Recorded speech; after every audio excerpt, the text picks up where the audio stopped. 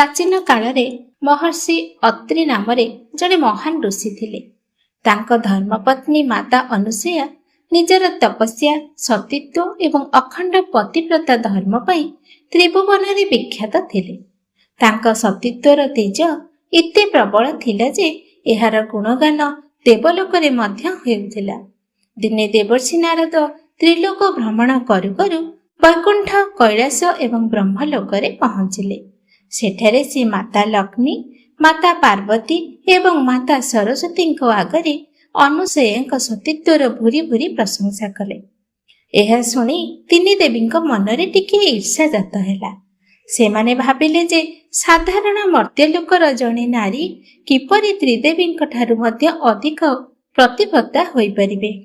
तेणु सेमाने निज निज स्वामी ब्रह्मा विष्णु एवं महेश्वर को माता अनुसुया परीक्षा नेबा पाई अनुरोध कले।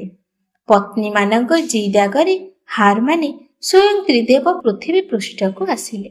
सेही समय रे महर्षि अत्रि आश्रम रे नथिले। त्रिदेव तीन जन साधु बा ब्राह्मण को छद्मवेश रे आसी आश्रम द्वारा रे भिक्षाम देही बोली डाक देले।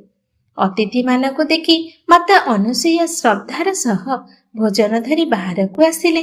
किंतु छद्मवेशी त्रिदेव एक कठिन शर्त रखिले। से माने कहिले, हे देवी, आमे तुम हाथरू खाद्य ग्रहण करिबु, किंतु आमर एक शर्त अछि। तुमको विवस्त्र होई आमको भोजन परिवेषण करबाको पड़िबो, नचेत आमे भोकिला फेरी जिबु। एपरि अद्भुत शर्त सुनी माता अनुसुया प्रथमे आश्चर्य होई गेले, कारण अतिथि को खाली हाथ रे फेराई देले पाप लागिबो एवं शर्त न मानिले सतीत्व मध्य नष्ट हेबो। किंतु निजर सतीत्व एवं तपबल साहाय्य से अंतर्ध्यान होई जानि पारिले जे एमाने साधारण साधु नुहंती, बरं स्वयं सृष्टिर कर्ता। तापरे से निज स्वामी महर्षि अत्रि को मने मने स्मरण करी एक कमंडलरू पवित्र जल आनी सेही तीन साधुଙ୍କ उपरे छिंची देले। जल पड़िबा क्षणी त्रिदेवंकर बड़ रूप अंतर्ध्यान होई गला एवं सेमाने 6 मासर छोट निष्पाप शिशुरी परिणत होई गले। एबे सेही तीन शिशु क्षुधरे कांदिबाकु लागिले। शिशु मानकु देखि माता अनुसुयाଙ୍କ हृदय असीम मातृ ममता उछोली पड़िला। से शर्त अनुଯାयी सेमानंकु स्तन्यपान कराइले, कारण जणे माँ पाई शिशु सामने कौनसी लज्जा न थाए। तांकर सतीत्व मध्य अक्षुण्ण रहिला। से सेमानंकु गोटिए पाळनारे सुआई अति स्नेहरे लालन पालन करिबाकु लागिले। सृष्टिर नियंता एबे मातांको आश्रम रे खेलुथिले। दीर्घ मास बीतीगला, किंतु स्वामी माने न फेरिबारु स्वर्ग रे तीन देवी व्याकुल होई उठिले।